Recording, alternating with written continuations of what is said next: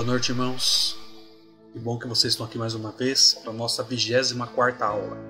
Bom, irmãos, hoje nós vamos iniciar então o estudo do capítulo 11, ou seja, nós chegamos então à metade do estudo do Apocalipse. Amém? Espero que nessas 24 aulas tenham sido aulas que tenham acrescentado muitas coisas na vida de vocês. Tá? Esse é o meu intuito, este é o intuito da Escola Bíblica, trazer conhecimento da parte de Deus para vocês. E eu confesso para vocês que eu também tenho aprendido muito nestas aulas. Tá? O Espírito Santo fala comigo durante essas aulas. E eu estou sendo muito enriquecido dando aula para vocês. E espero que isso esteja acontecendo com vocês também. Tá? Eu fico feliz que muitos irmãos têm participado, têm assistido. Alguns irmãos têm tirado dúvidas comigo na igreja. E isso me deixa feliz, porque mostra realmente que vocês estão gostando das aulas. Tá? Mas se vocês querem acrescentar alguma coisa, alguma melhoria que vocês têm identificado, eu peço que vocês falem comigo. Tá? Deixa nos comentários também, porque eu sei que dá para melhorar. Amém? Tudo dá para melhorar. Tá?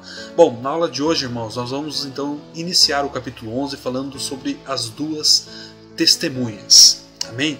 Bom, as duas testemunhas, irmãos, é um tema muito famoso dentro do Apocalipse. Talvez seja um dos temas mais conhecidos e mais debatidos dentro do Apocalipse, porque tratam de duas pessoas muito especiais aqui neste livro. E é isso que nós vamos ver na aula de hoje. É uma continuidade, então, a aula passada, que foi o capítulo 10, e o capítulo 11 entra também naquele parênteses, o segundo parênteses que nós comentamos na aula passada. Caso você queira relembrar esses parênteses, é só assistir a aula anterior. Amém? Bom, você fica comigo que você vai gostar dessa aula. Vamos fechar nossos olhos, irmãos, vamos falar com Deus para nós iniciarmos a aula na presença dEle, sob o controle dEle. Amém? Senhor, eu te agradeço, ó Deus, pela Tua presença. Eu te agradeço porque o Senhor tem falado conosco nos detalhes, Senhor. Muito obrigado, Pai, porque o Senhor tem nos recompensado. O Senhor tem nos dado, ó Deus, a Tua palavra, e não há nada mais precioso, Senhor, do que a Tua palavra. Eu te agradeço porque nós estamos sendo enriquecidos, Senhor, e nós temos compreendido que não há lugar melhor do que estar diante do Senhor. Pai, eu peço que o Senhor nos enriqueça. Eu peço que o Senhor nos use para realmente propagar a Tua palavra. Que nós não sejamos confundidos, que nós não sejamos, Senhor, atraídos pelas filosofias do mundo, mas que nós possamos ser instrumentos do Senhor para influenciar este mundo com a Tua palavra, que é a verdade. Eu te agradeço, toma conta desta aula, Senhor, e esclarece as nossas dúvidas. É o que eu te peço, em nome do Senhor Jesus. Amém. Amém, irmãos? Bom, vamos iniciar então o nosso estudo aqui a respeito das duas testemunhas. Amém? Bom, irmãos, para compreendermos então melhor esta aula, esse ministério, o motivo dessas duas testemunhas, que são personagens da aula de hoje, vamos fazer um contexto histórico e vamos voltar àquele momento pós-exílio babilônico, mais especificamente aqui, diante do profeta Zacarias. Amém? Bom, irmãos, o pós-exílio babilônico que nós falamos é quando Israel ele deixa o cativeiro na Babilônia, depois dos 70 anos que Israel esteve cativo na Babilônia. Amém? Todo mundo conhece essa história.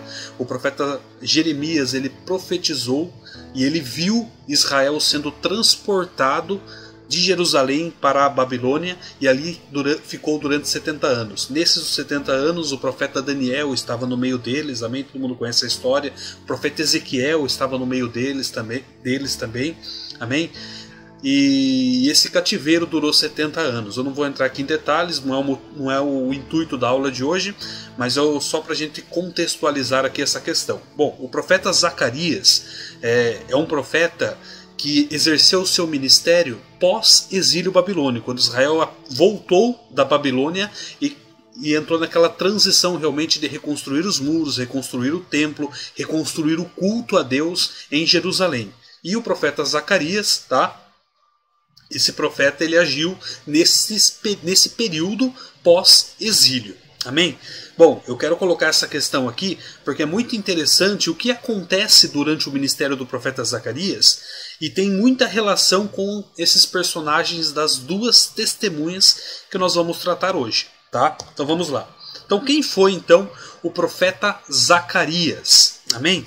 Bom, o profeta Zacarias foi quem deu continuidade ao ministério do profeta Ageu. O profeta Ageu é aquele profeta que realmente ele começa a colocar no coração do povo, amém? Logicamente, um profeta com a direção de Deus para que o povo reconstruísse o templo. Então aquela famosa passagem, né, que a glória da segunda casa será maior que a primeira, acontece no ministério do profeta Ageu. Amém? Então Zacarias foi o profeta que deu continuidade a este ministério de realmente instruir o povo a dar continuidade à reconstrução do templo, à reconstrução do culto. Amém? Bom, Zacarias então animou o povo a terminar a reconstrução do templo em Jerusalém.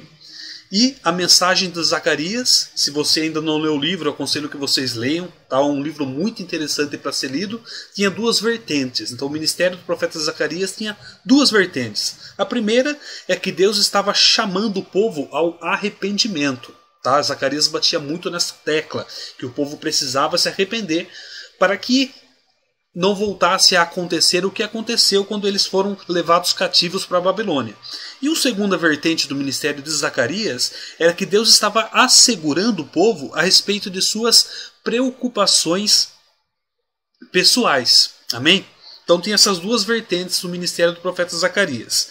Mas o mais interessante aqui, irmãos, eu quero trazer aqui para vocês agora, é que durante o ministério de Zacarias houve 8 visões na qual Deus explicou o seu envolvimento com o seu povo. Amém? Então dentro do texto, dentro do livro de Zacarias, se resume a essas 8 visões que Deus dá a Zacarias em relação ao povo de Israel. Amém? Bom, se você quer entender essas 8 visões, leia o livro do profeta Zacarias. Amém? E qualquer coisa também vocês podem me chamar na igreja ou mandar mensagens aqui, que nós também comentamos essas 8 visões, tá? Eu não vou colocar aqui porque realmente não é o intuito da aula. O que eu quero focar para vocês aqui em tudo que eu coloquei é exatamente isso aqui que vocês estão vendo aí embaixo. Então, diante desse contexto, nós podemos então verificar que durante o ministério do profeta Zacarias, Deus mostra 2 testemunhas que nós conhecemos como Zorobabel e Josué. Tá? Josué nós colocamos como um líder religioso nesse tempo do profeta Zacarias. Você verifica isso em Zacarias 3. E Zorobabel você identifica como um líder civil. E você identifica isso em Zacarias 4. Apenas um trecho, se você ler Zacarias aqui no capítulo 3, do versículo 8 a 10, olha o que a palavra diz a respeito de Josué. Ouve, pois, Josué, sumo sacerdote, tu e os teus companheiros que se assentam diante de ti, porque são homens portentosos. Eis que eu farei vir o meu servo, o renovo. Porque eis aqui a pedra que pus diante de Josué. Sobre esta pedra única estão 7 olhos. Eis que eu esculpirei a sua escultura, diz o Senhor dos Exércitos, e tirarei a iniquidade desta terra num só dia. Naquele dia, diz o Senhor dos Exércitos, cada um de vós convidará o seu próximo para debaixo da videira e para debaixo da figueira. Amém? Bom, irmãos, o que nós identificamos aqui? Realmente o ministério em relação a Josué de um líder na área religiosa, na área do culto a Deus. Amém? Deus usando Josué como um instrumento para fortalecer e para reavivar o sistema religioso dentro de Israel. Amém? A comunhão entre o povo e Deus. Tá? Josué foi esse instrumento na época de Zacarias. E verificamos que Zorobabel, nosso segundo personagem, é um líder civil nesta época. Leia comigo Zacarias 4, capítulo 4, do versículo 6 ao 9. Olha que interessante o que diz a palavra de Deus. E respondeu-me dizendo, esta é a palavra do Senhor a Zorobabel, dizendo, não por força, nem por violência, mas pelo meu espírito, diz o Senhor dos Exércitos. Quem és tu, ó grande monte? Diante de Zorobabel, tornar-te-ás uma campina, porque ele trará a pedra angular com aclamações. Graça, graça a ela. E a palavra do Senhor veio novamente a mim, dizendo: as mãos de Zorobabel têm lançado os alicerces desta casa. Também as suas mãos a acabarão, para que saibais que o Senhor dos Exércitos me enviou a vós. Amém? Também uma palavra muito forte aqui a respeito de Zorobabel. Bom, diante desses dois textos que nós lemos, nós identificamos, durante o ministério do profeta Zacarias, dois líderes. Um líder religioso, com a figura de Josué, e um líder civil, com a figura de Zorobabel. Amém? Bom, aqui, se nós estamos falando então no Apocalipse de duas testemunhas, eu estou contextualizando isso daqui para mostrar realmente, para você conseguir visualizar como será o ministério dessas duas testemunhas, tá? Que é o intuito, que é realmente o conteúdo da aula de hoje. Bom, essas duas testemunhas que nós estamos falando aqui não é Josué nem Zorobabel. Josué e Zorobabel foram pessoas usadas por Deus na área religiosa, na área civil, no tempo de Zacarias. Aqui em Apocalipse, o contexto é um pouquinho diferente. Mas isso aqui eu coloco para vocês só para mostrar realmente que essas duas testemunhas terão muita ação na área religiosa e na área civil. Amém? Vamos lá. Então este é o plano de fundo. As duas testemunhas aqui do Apocalipse, a exemplo de Josué e Zorobabel, eles vão desenvolver ministérios de restauração espiritual e política. Então aqui está a primeira informação que nós temos. Zorobabel e Josué, eles exerceram ministérios para que seja restaurado a espiritualidade, a área espiritual do povo de Israel, e também se fosse restaurado a área política, organização de Estado dentro de Israel. Amém? Então, as duas testemunhas aqui do Apocalipse terão muita ação nessas duas áreas, na área espiritual e na área política, tá bom? Então, antes e durante a grande tribulação. O ministério das duas testemunhas ocorrerão, então, durante a grande tribulação, e da mesma maneira que Zorobabel e Josué atuaram em um período onde o templo estava reconstruído. Então, da mesma maneira, as testemunhas aqui do Apocalipse, elas vão estar em um período de reconstrução, então, de um novo templo em Jerusalém. Então, olha que interessante. Josué e Zorobabel, eles atuaram em um momento onde o povo de Israel estava reconstruindo um templo novo. A Babilônia havia destruído o templo de Salomão. Então, nesse período aqui, de Zorobabel e Josué, o povo de Israel estava reconstruindo um novo templo. E foi exatamente nesse plano de fundo que Zorobabel e Josué exerceram o seu ministério. Bom, aqui em Apocalipse não será diferente. As duas testemunhas, elas vão atuar em um momento onde o que nós chamamos de terceiro templo estará sendo reconstruído. E o que nós sabemos é que esse terceiro templo será reconstruído durante a grande tribulação. Então o ministério destas duas testemunhas acontecem na primeira parte da grande tribulação. Lembrando que a grande tribulação nós vamos aqui tratar, tá bom? Acho que daqui a 2 aulas, ou não na próxima, mas na outra, nós vamos entrar realmente num estudo aprofundado sobre a grande tribulação, mas eu adianto para vocês, como eu falei também em outras aulas, a grande tribulação tem um período de 7 anos e dividido em 2 partes, 3 anos e meio mais 3 anos e meio. O ministério dessas duas testemunhas estará acontecendo na primeira parte, nos primeiros 3 anos e meio. E esses primeiros 3 anos e meio estará acontecendo então a reconstrução desse terceiro templo. Vocês conseguem associar então esse plano de fundo de reconstrução de templo, tanto na época de Zacarias, construindo o segundo templo, e agora no Apocalipse, com as duas testemunhas reconstruindo o terceiro templo. Amém? Vamos lá. Então, o primeiro templo que nós conhecemos foi o templo que Salomão construiu. Amém? Todo mundo aqui conhece a história. Davi não pôde construir o templo por ordem de Deus. E o filho dele, Salomão, então, tem essa incumbência e ele constrói então o primeiro templo ao Senhor.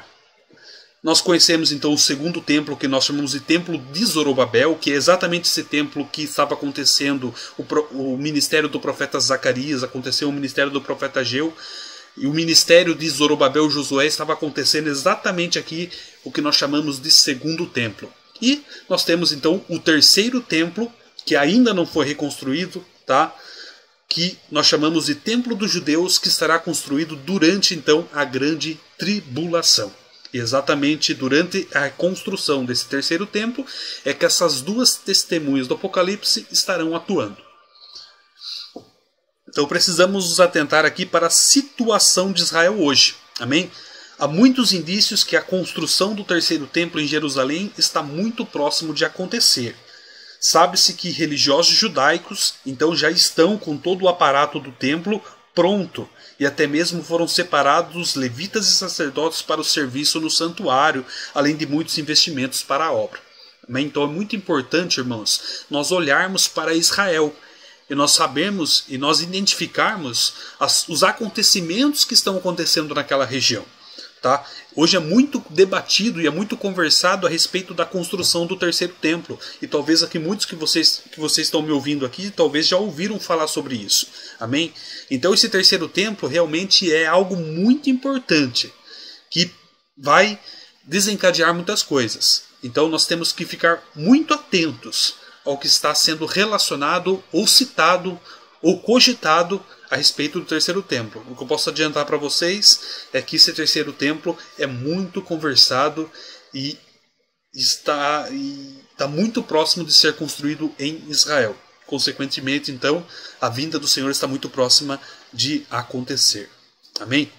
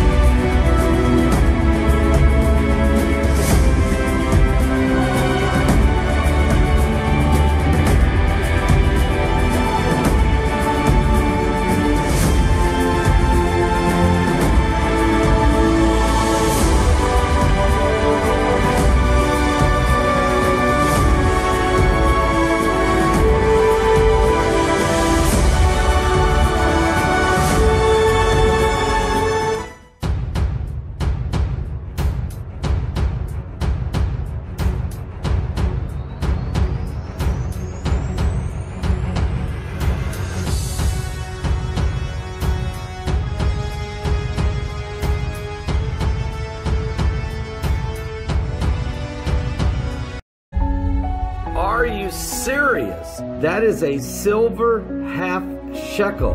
It's in commemoration of President Donald Trump for recognizing Jerusalem as the capital of Israel. We hope that the declarations of both Cyrus and Trump will lead to the rebuilding of the third temple. When is the building? Very soon. We've already started. Yeah? Yes.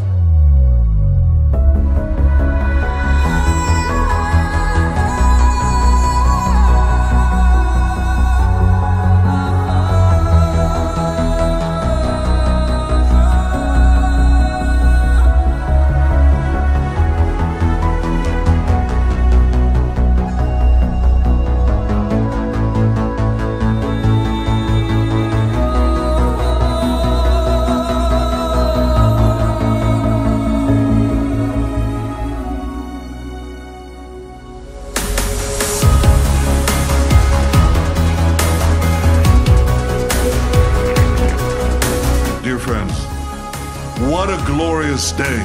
Remember this moment.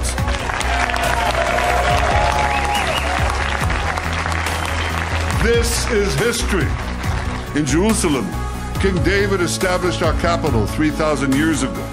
In Jerusalem, King Solomon built our temple, which stood for many centuries. In Jerusalem, Jewish exiles from Babylon rebuilt the temple, which stood for many more centuries. In Jerusalem, the Maccabees rededicated that temple, and restored Jewish sovereignty in this land. And it was here in Jerusalem, some 2,000 years later, that the soldiers of Israel spoke three immortal words: Hal Habayit Be'adenu, the Temple Mount is in our hands.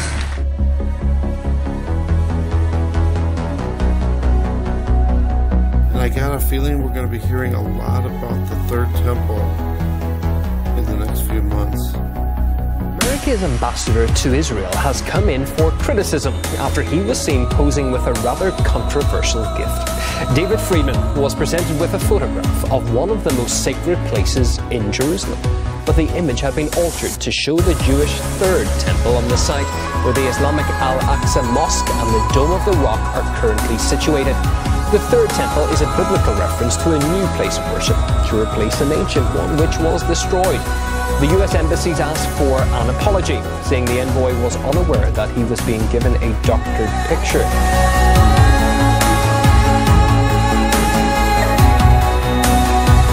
Hoje nós temos uma notícia fantástica, Messias.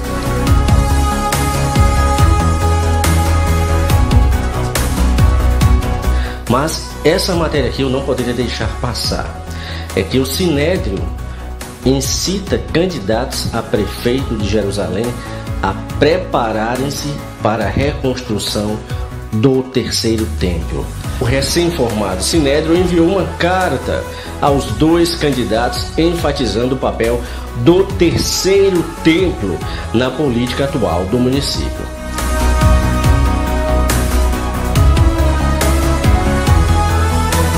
And topic number 1, an altar for the Third Temple. This has prophetic significance. The reconstituted Sanhedrin in Israel has released a declaration to the 70 nations for Hanukkah to be read at a ceremony in Jerusalem.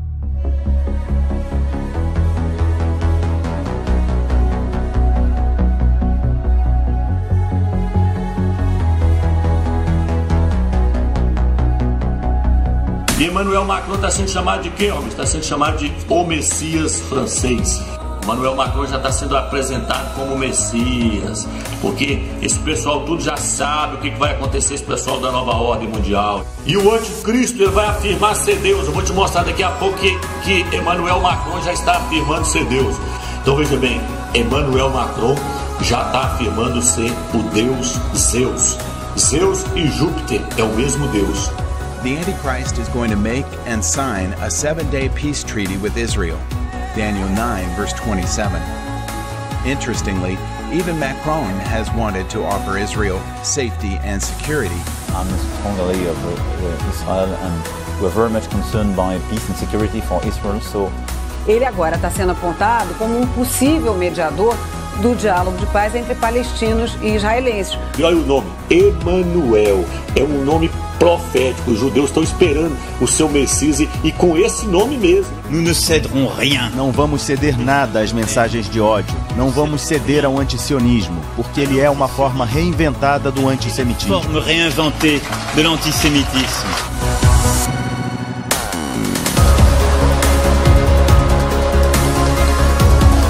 Essa notícia que eu vou passar para vocês é uma notícia fantástica. Os judeus, encabeçado por um rabino chamado Joseph Berger, escute isso aqui. Ele está com um projeto de fazer uma coroa de ouro para quando o Messias adentrar em Jerusalém, o Messias que eles estão esperando, ser coroado com esta coroa de ouro.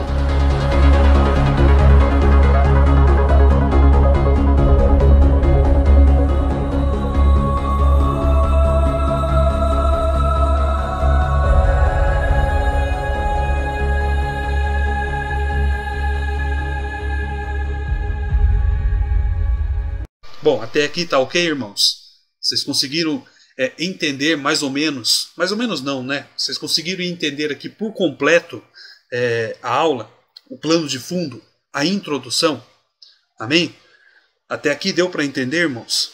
O contexto, a introdução e o plano de fundo que eu transmiti para vocês aqui. Deu para ficar claro a comparação entre Josué, Zorobabel, amém? E as duas testemunhas?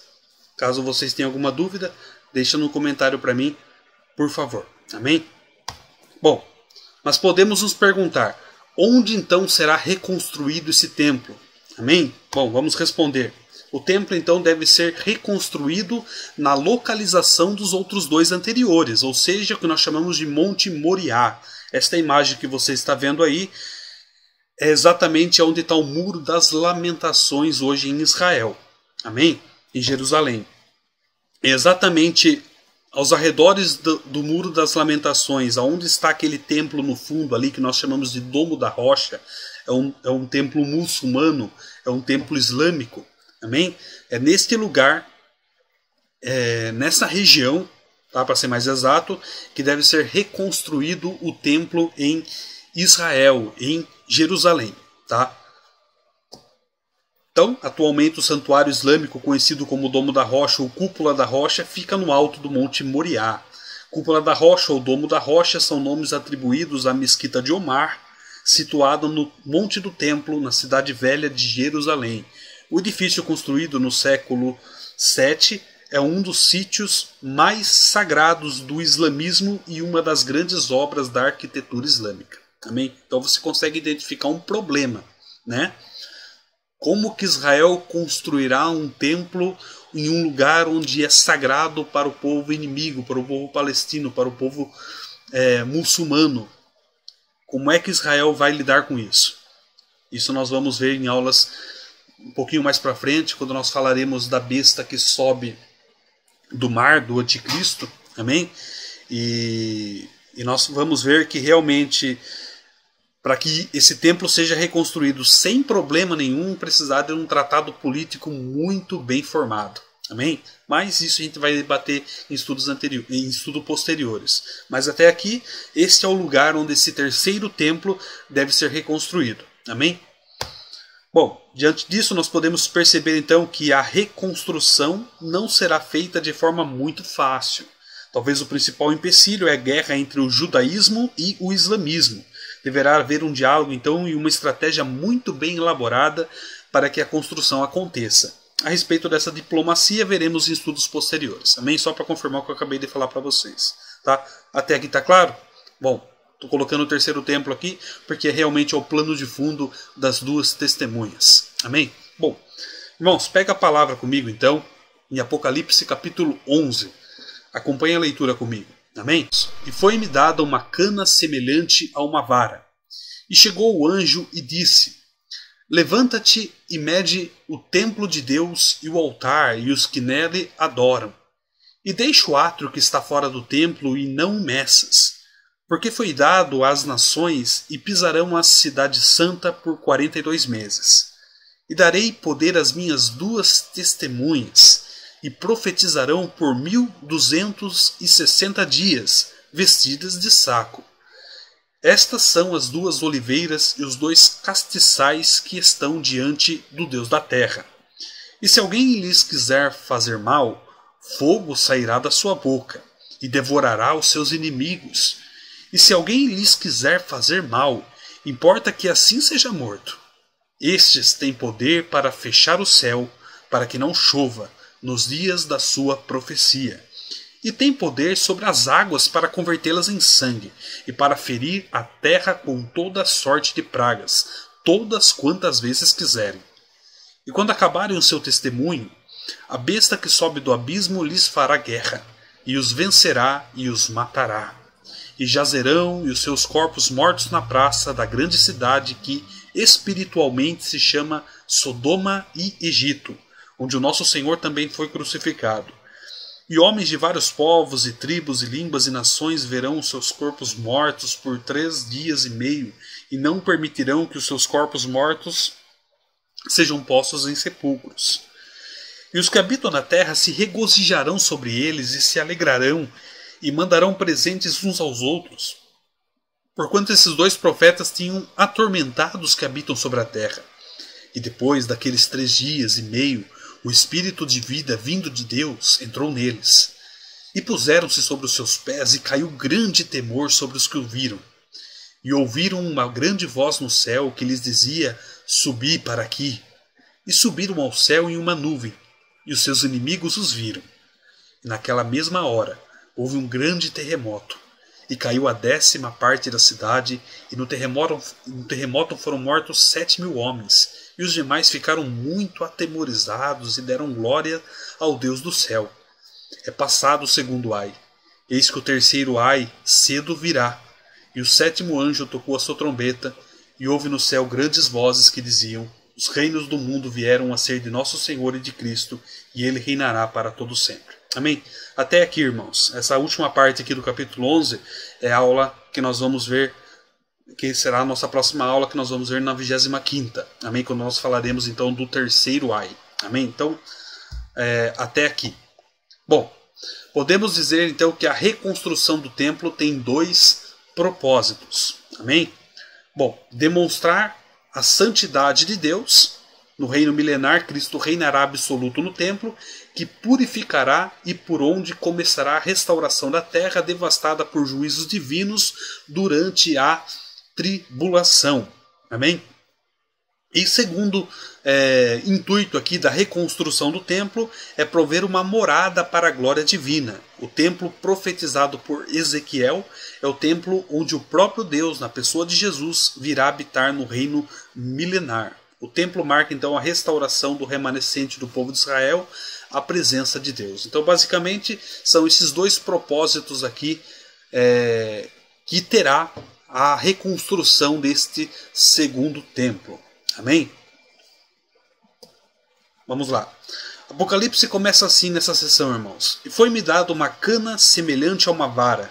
E chegou o anjo e disse: levanta-te, mede o templo de Deus e o altar e os que nele adoram. Bom, o ato de medir significa então proteção espiritual. O que foi medido ficará protegido contra as investidas do anticristo e dos gentios. Essa proteção correrá em paralelo com o ministério das 2 testemunhas, ou seja, 3 anos e meio, a primeira parte então da grande tribulação. Então, nessa primeira parte aqui, essa questão aqui de medir, amém? Significa realmente proteção espiritual, tá? Que é isso que João está descrevendo aqui. E mede o templo de Deus e o altar os que nele adoram, mostrando realmente que Deus estava protegendo esses que estavam sendo medidos. Amém? Então essa expressão aqui, cana, tá? O ato de medir, que é essa expressão cana, tá? Significa medir, significa então proteção espiritual. Foi-me dado uma cana semelhante a uma vara, tá? Essa expressão aqui demonstra realmente um processo de medição, tá? Bom, e deixa o átrio que está fora do templo e não o meças, porque foi dado às nações e pisarão a cidade santa por 42 meses. Então a parte de fora, a cidade será oprimida pelos gentios por 42 meses. Então diante desses 2 textos aqui fica claro.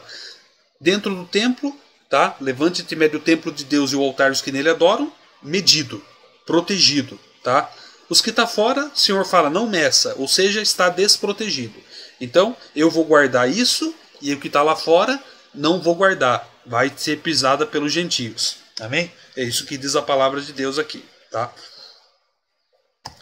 Bom, as 2 testemunhas, então, a passagem a respeito dessas 2 testemunhas, nós podemos dividir da seguinte forma, e é o contexto aqui que nós dividimos a aula de hoje, tá? Vai girar em cima disso daqui. Em primeiro ponto, nós vamos falar do ministério das 2 testemunhas.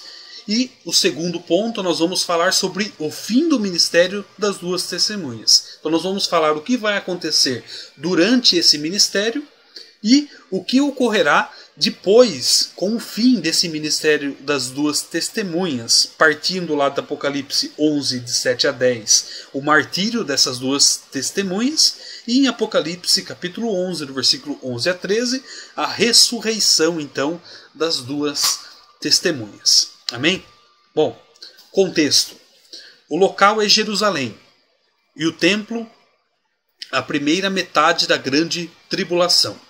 Israel está adorando novamente em seu templo restaurado, construído sobre a proteção do anticristo, cujo verdadeiro caráter ainda não foi revelado. Então aqui nós temos o contexto. Um templo, o terceiro templo, sendo reconstruído com a ajuda do anticristo. Israel então constrói esse templo e as duas testemunhas começarão a exercer o seu ministério na primeira metade da grande tribulação. Então esse é o contexto. Está acontecendo a primeira metade da grande tribulação, a igreja já foi arrebatada, amém? E as duas testemunhas estão exercendo o seu ministério, tá? Este é o contexto básico aqui, só para vocês entenderem em qual momento, dentro de uma linha histórica, em qual momento essas duas testemunhas estarão exercendo o seu ministério. O período em que a igreja já foi arrebatada, a grande tribulação já se iniciou, porém na primeira parte da grande tribulação, ou seja, na primeira parte, o anticristo ainda não se revelou como tal, como grande anticristo. Amém? Diante disso, nós podemos afirmar de imediato aqui dois pontos do ministério dessas duas testemunhas. Primeiro ponto aqui é exortação ao arrependimento. Esta é uma primeira pregação principal das duas testemunhas. Eles vão pregar muito, irmãos, sobre arrependimento, tá? Deus sempre envia uma mensagem de arrependimento ao povo antes que venha o juízo. Esses juízos que nós falamos aqui é a segunda parte da grande tribulação, que vai ser as taças. Amém? E a segunda vertente aqui da pregação, da mensagem das duas testemunhas, é a verdade sobre o anticristo. Mensagem voltada principalmente aos judeus, a fim de livrá-los do engano do anticristo. Amém? Então essas são as duas principais mensagens do ministério dessas duas testemunhas. Essas duas testemunhas irão falar sobre arrependimento e sobre o anticristo. Eles vão querer abrir os olhos do povo a respeito daquele que eles acham que é santo, daqueles que eles acham que é bom, que é um excelente político, um excelente articulador. As duas testemunhas vão começar a falar e vai pregar contra o anticristo, vai querer abrir os olhos do povo, tá? E vão pregar também arrependimento, porque eles querem que as pessoas se arrependam dos seus pecados e se voltem a Cristo. Amém? Lembrando que mesmo que seja um período onde a igreja já foi arrebatada, tá? Durante a grande tribulação, se a pessoa se arrepender, se a pessoa se voltar a Deus, que será muito complicado, muito difícil, mas ainda assim haverá salvação. Amém? E essas duas testemunhas vão pregar para que o povo aceite a Cristo, para que o povo se arrependa dos seus pecados. Mesmo num período pós-arrebatamento. Mas o povo ainda tem que se arrepender. Amém? Então, basicamente, essas são as duas mensagens principais do ministério dessas duas testemunhas. Tá? Bom, Apocalipse continua. E concederei às minhas duas testemunhas que, vestidas de saco. Não, como foi visto em estudos anteriores, a vestimenta de saco significa angústia, aflição. Amém? Então, vestidas de saco realmente mostra que será duas testemunhas que ministrarão em períodos de aflição. Elas se sentirão aflitas, tá? Angustiadas de ver o povo pecando e eles pregando arrependimento e o povo muitas vezes não aceitando. Amém? O tempo do ministério das duas testemunhas serão tempos difíceis. Amém, irmãos? Estas são as duas oliveiras e os dois candeeiros que estão diante do Senhor da terra. Então, esse versículo confirma o paralelo traçado no início do estudo entre Zorobabel e Josué. Amém? Então, basicamente, esse trecho aqui do capítulo 11 de Apocalipse, nós podemos sim associar e nós podemos trazer muito bem esse plano de fundo, esse paralelo entre Zorobabel e Josué. Bom, isso daqui já foi explicado na introdução e eu acho que ficou bem claro. Amém? Vamos dar continuidade aqui, irmãos. As duas testemunhas aqui, elas exercerão um ministério irresistível. Ninguém poderá se opor a elas, até que se consumem o propósito de Deus. Amém? Então essas duas testemunhas, elas exercerão o seu ministério, e ninguém poderá matá-las, ninguém poderá destruí-las, ninguém poderá calar a voz, e nem a mensagem pregada por essas duas testemunhas. Ninguém. Até o dia que chegar o propósito de Deus. Amém? Então, diante dos aspectos das duas testemunhas, vem em nossa mente aqui dois profetas. Vamos a eles. E se alguém lhes fizer mal, das suas bocas sairá fogo e devorará os seus inimigos. Elas têm poder para fechar o céu, para que não chova durante os dias da sua profecia. E têm poder sobre as águas para convertê-las em sangue, e para ferir a terra em toda sorte de pragas, quantas vezes quiserem. Esses dois textos aqui são trechos do texto em Apocalipse 11 que nós lemos agora de pouco. E quando nós lemos, irmãos, esses dois textos, quais são os dois profetas que vêm em nossa mente? Quando nós falamos de fogo, qual é o profeta que vem em nossa mente? Vamos lá? Então, Elias. Amém? 3 vezes venceu seus opositores por meio do fogo caindo do céu, além de fazer o fogo cair sobre o altar do Monte Carmelo no desafio lá dos 450 profetas de Baal. Amém? Todo mundo conhece essa história, uma história famosa. Então, quando nós falamos de fogo, logo vem em nossa mente o profeta Elias. Amém? Então, nesse primeiro texto aqui de Apocalipse 11, vem muito em nossa mente o profeta Elias. Nesse segundo texto, a conversão de água em sangue. Quem que vem na mente de vocês? Logicamente que vem Moisés.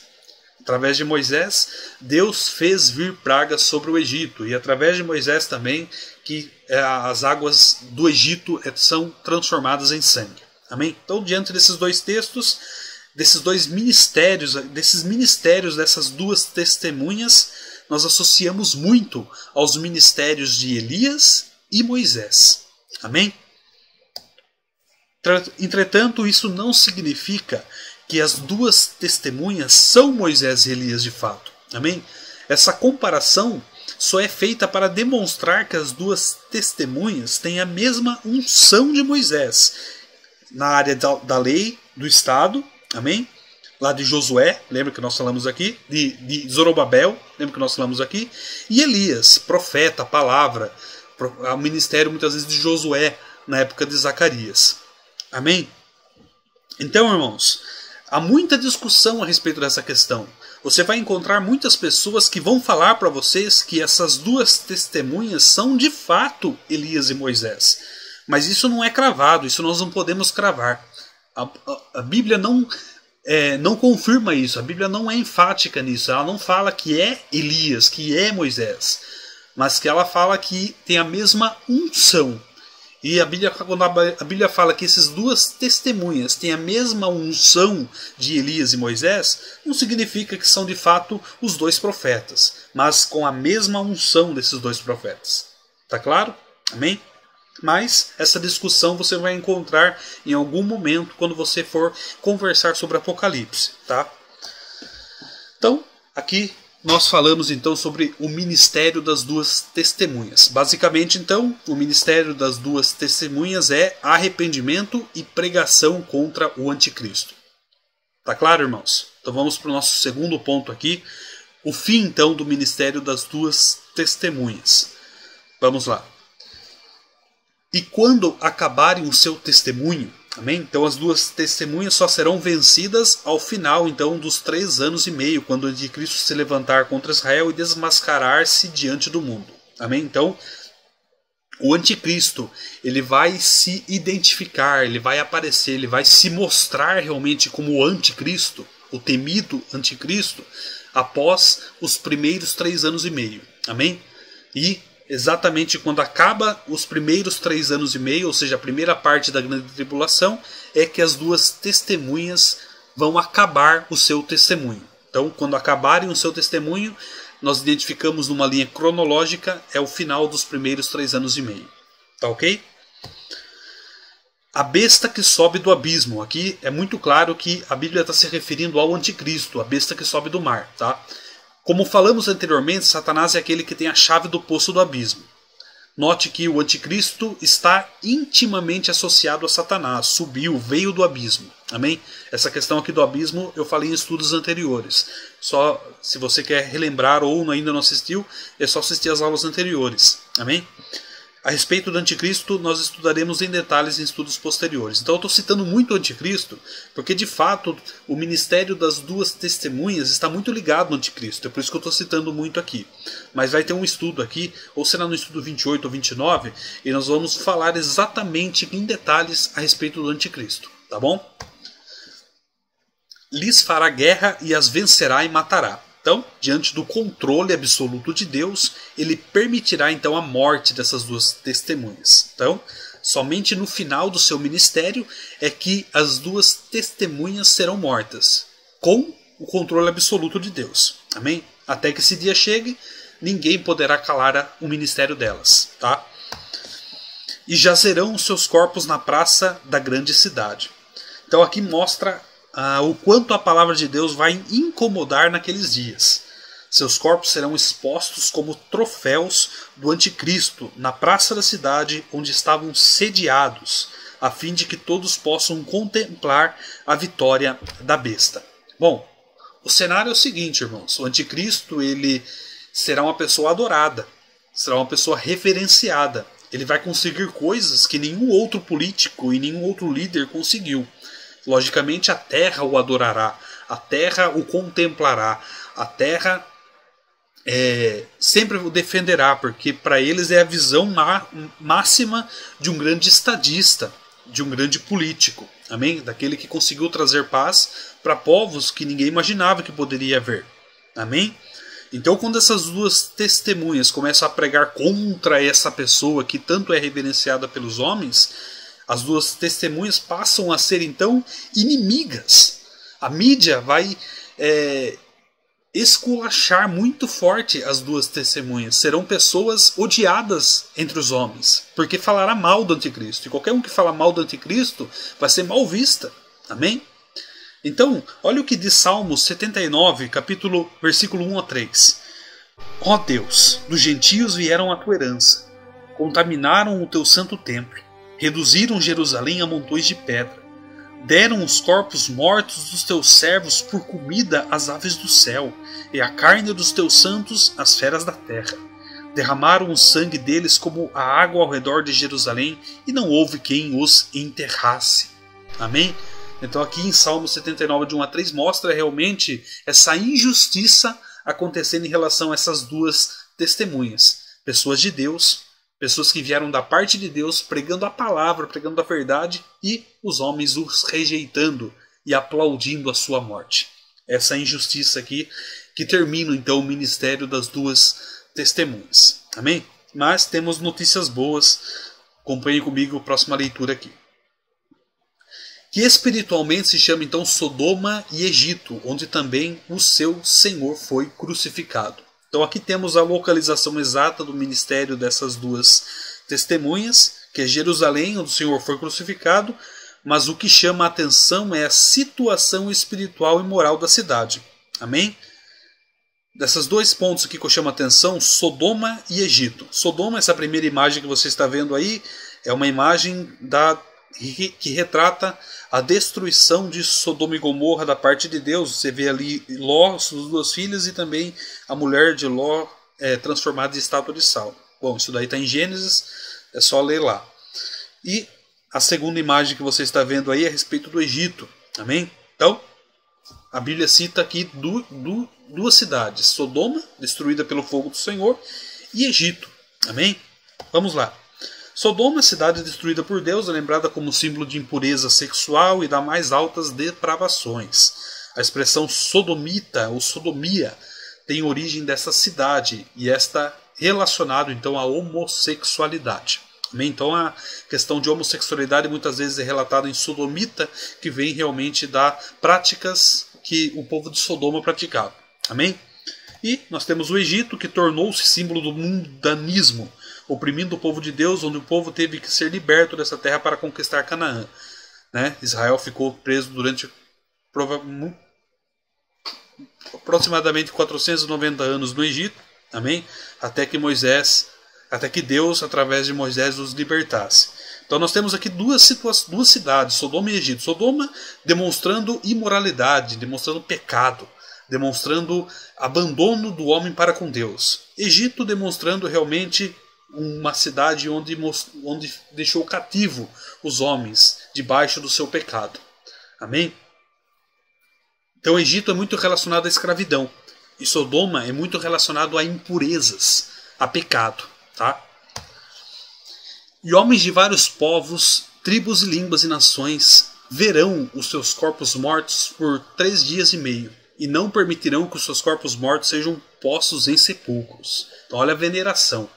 O povo do mundo, o povo aqui da terra, vão olhar essas duas testemunhas, vão colocar em praça pública durante 3 dias e meio. Amém? E verão lá, e não vai ser sepultado, eles servirão como exemplo. Não fale mal do anticristo, não fale mal não fale mal do falso profeta, não fale mal dessas pessoas, não podem pregar contra o anticristo. Então servirá de exemplo por causa disso. Então, analisando os meios de comunicação hoje em dia, é perfeitamente visível essa cena. Pessoas em todo o mundo vendo os corpos das duas testemunhas ao mesmo tempo em todo o mundo. E o segundo ponto que eu coloquei para vocês é que o tempo de permanência dos corpos é de 3 dias e meio. 1 dia para cada ano do ministério. 3 anos e meio. Amém? Então o ministério das duas testemunhas acontecerá em 3 anos e meio.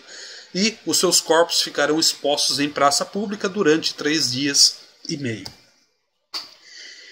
E os que habitam na terra se regozijarão sobre eles. Olhe a maldade do ser humano, irmãos. E se alegrarão. E mandarão presentes uns aos outros.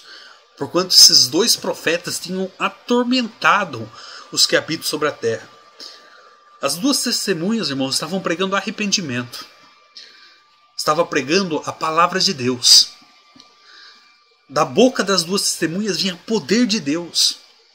E em vez dos homens aceitarem o seu ministério, aceitarem as suas palavras, o que eles fazem? Eles as rejeitam. E o pior, quando essas duas testemunhas são mortas, eles veneram, eles se alegram, eles se presenteiam, mostrando realmente essa maldade do ser humano. Tá? E aí você consegue caracterizar o porquê que as taças vêm. Por que Deus destrói tudo? Por causa disso. Amém? Então, como falado, o ministério das duas testemunhas incomodarão muitas pessoas. E eles serão vistos como inimigos. Serão vistos como causadores de tumultos. Provavelmente para os ímpios, essas duas pessoas estão querendo prejudicar o atual governo e estará causando instabilidade tanto na economia quanto na política.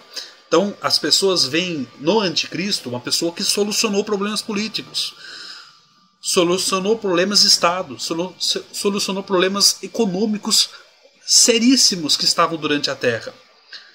Conseguiu acordos que ninguém conseguiu. Um verdadeiro diplomata. Amém? Essa é a visão que o anticristo terá, que as pessoas terão do anticristo. Amém?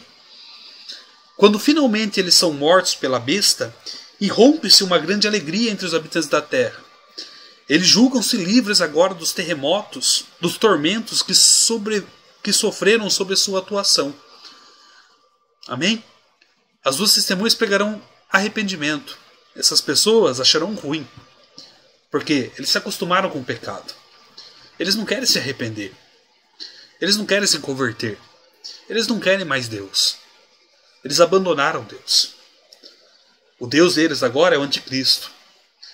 E é por isso que as duas testemunhas serão rejeitadas por essas pessoas. Porque os olhos delas se fecharam, de uma forma que o anticristo é o Deus. E o Deus de Israel, o nosso Deus, Jesus Cristo, já não é mais nada para eles. Tá? É por isso que há essa alegria com a morte das duas testemunhas. Mas como eu falei para vocês agora de pouco que haverá boas notícias, então leia comigo agora. A ressurreição das duas testemunhas. Amém? Apocalipse capítulo 11, a partir do versículo 11.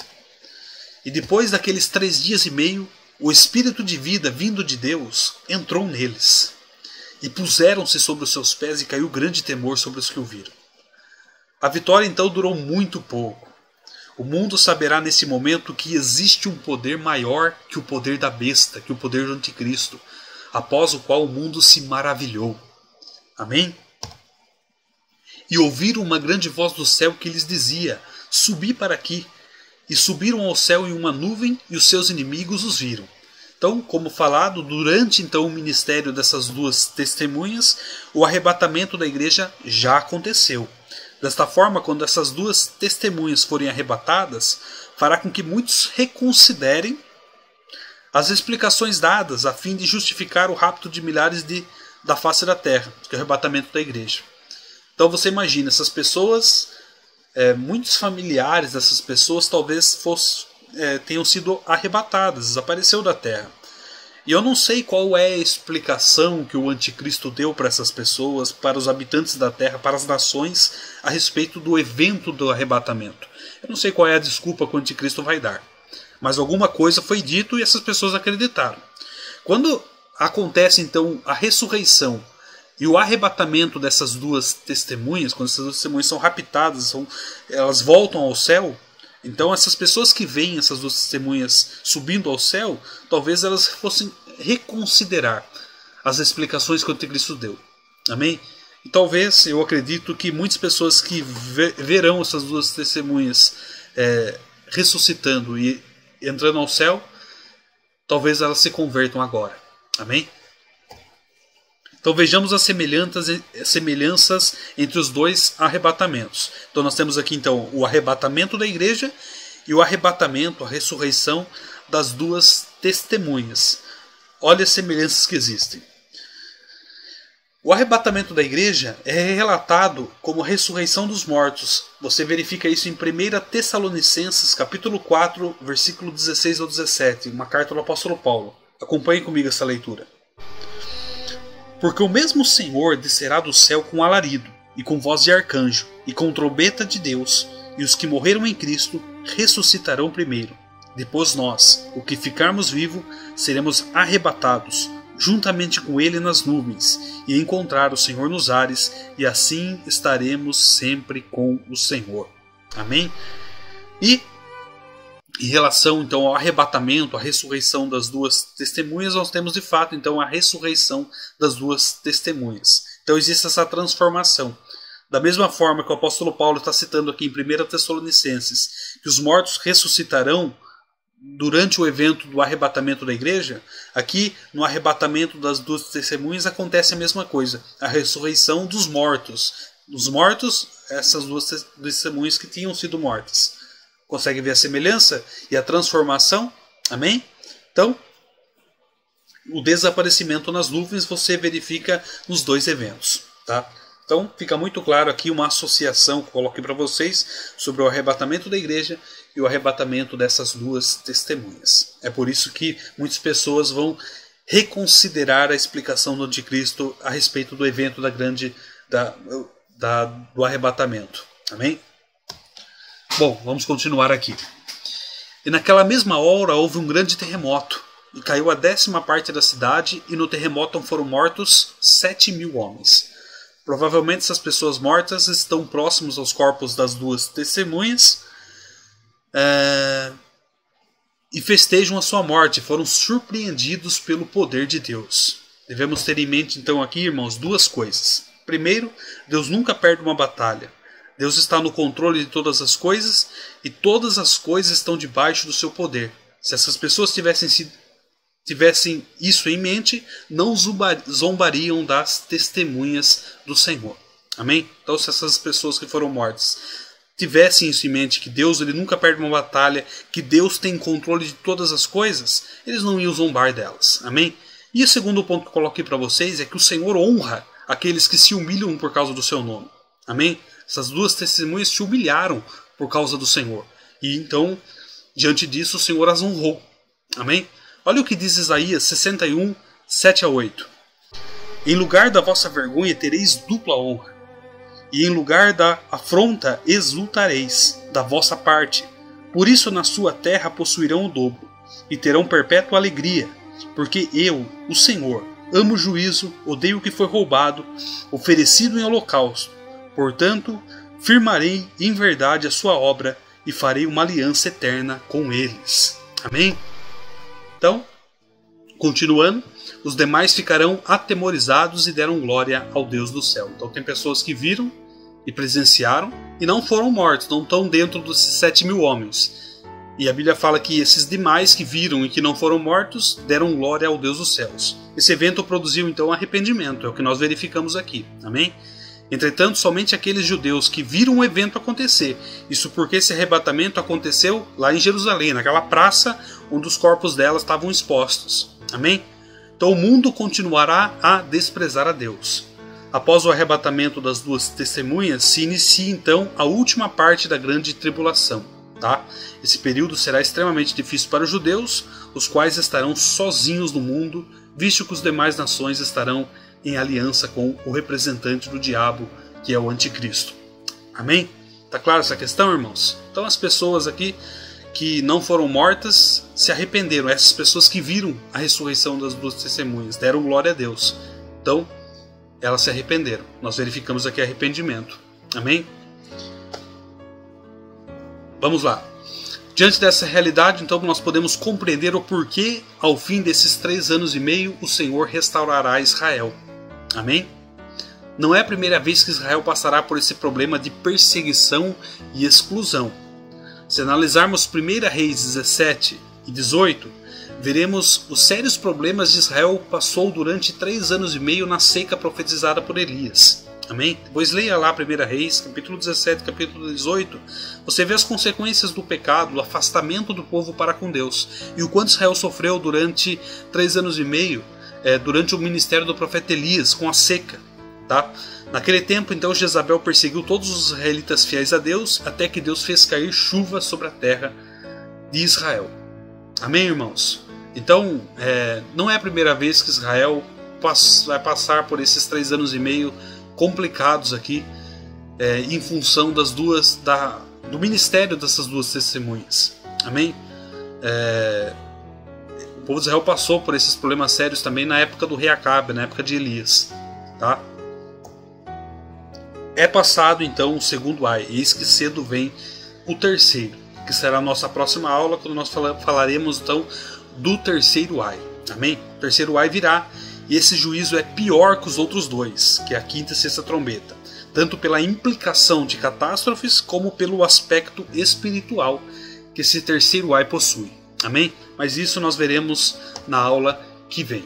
Amém? Então, essa foi a aula de hoje, irmãos, a respeito das duas testemunhas. Falamos aqui então do seu ministério e também do seu final, de como eles morreram e ressuscitaram. Amém? E fizemos essa comparação entre o arrebatamento dessas duas testemunhas e o arrebatamento da igreja. Amém? Tá claro, irmãos? Tem alguma dúvida? Se vocês tiverem, escreva no comentário aí para mim, por favor. Amém? Bom, vamos encerrar a nossa aula com uma oração, irmãos? Feche seus olhos, fala com Deus. Senhor, eu te agradeço pela tua presença. Eu te agradeço porque o Senhor tem nos conduzido na tua palavra. Senhor, nós rejeitamos toda a palavra do inimigo. Nós rejeitamos a preguiça, nós rejeitamos o desânimo, nós rejeitamos a mentira, Senhor, porque nós queremos a tua palavra, a tua verdade. Nós queremos ser preparados pelo Senhor para que possamos pregar a tua palavra, para que nós não sejamos enganados nem confundidos. Senhor, que o Senhor nos conduza a sempre estar diante do Senhor, aprendendo na tua presença, porque este é o melhor lugar que nós podemos estar. Dá, Senhor, uma semana abençoada, dá um dia abençoado. Abençoa a tua igreja que está assistindo esta aula, Senhor. E ajuda-os a entender a tua palavra. Ajuda-nos a entender a tua palavra. Senhor, nos conduza e nos envia aonde o Senhor quer que nós estejamos, para a honra e glória do teu nome. Eu te agradeço, em nome do Senhor Jesus. Amém. Amém, irmãos, muito obrigado por separar esse tempo. Espero que vocês tenham gostado da aula. Eu espero vocês na 25ª aula, quando nós falaremos do nosso terceiro ai. Amém? Deus abençoe.